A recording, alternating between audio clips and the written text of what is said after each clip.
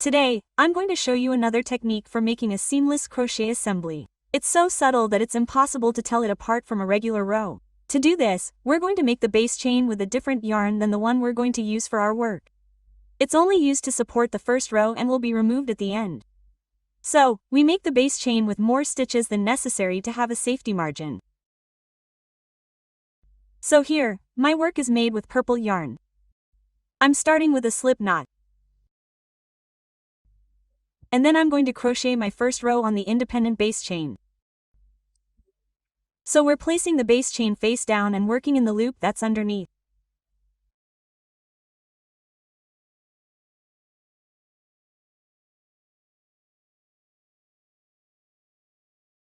I'm going to make single crochets for this example.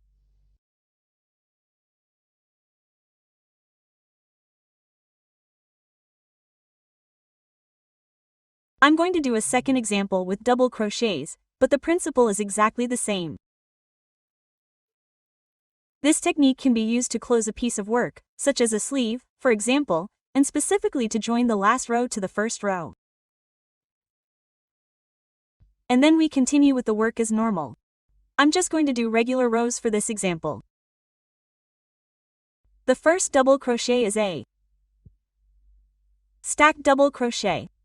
For our second example, it goes without saying that the number of rows must be consistent if we want the connection to be truly invisible. That is to say, the sequence of rows from the front and back must always be respected and have an even number of rows after the connection. For both examples, the two rows to be connected are from the back, and so the row that will connect them will be from the front. We're going to start by pulling on the supporting base chain. This step is not mandatory. In fact, it's entirely possible to make the connection even if the base chain remains as it is. I'm just doing it to make it less cluttered. So here, I've turned the work over to start the last row. I'm releasing the loop that's on the hook, and I'm going to pass my hook through the single crochet that's on the far left of the first row, the one that's aligned with the loop that I just released. Whether it's a single crochet, a double crochet, or another stitch, the base is always formed by two loops. So I put my hook through the two loops on the far left, the one from the last single crochet of the first row.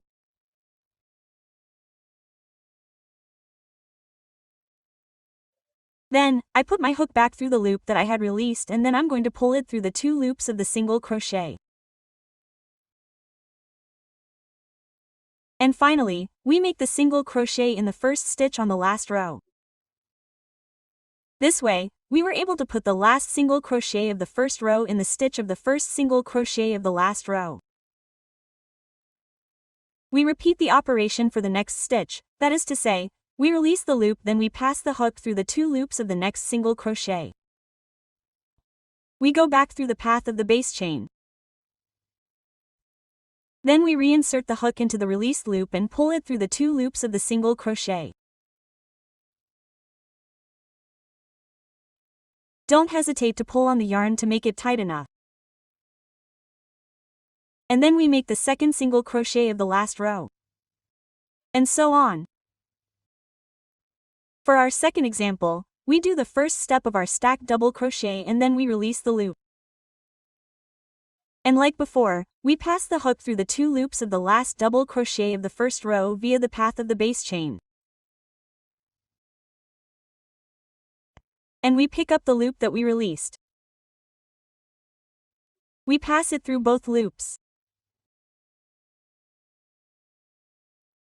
We pull the yarn a little and then we finish the second step of the stacked double crochet. And as you can see, the last double crochet of the first row ends up in the stitch of the very first double crochet of the last row.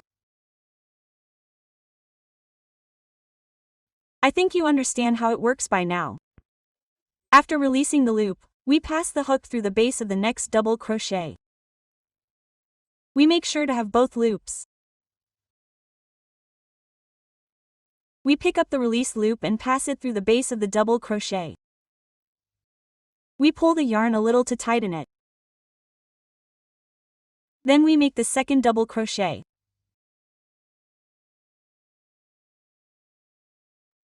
I have reached the base of the first single crochet of the first row.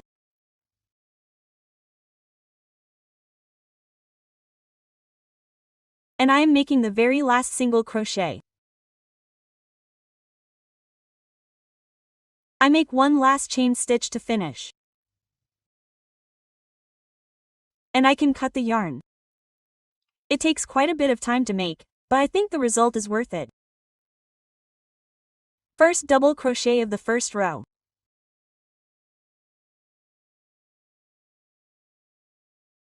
Connect it to the last double crochet of the last row.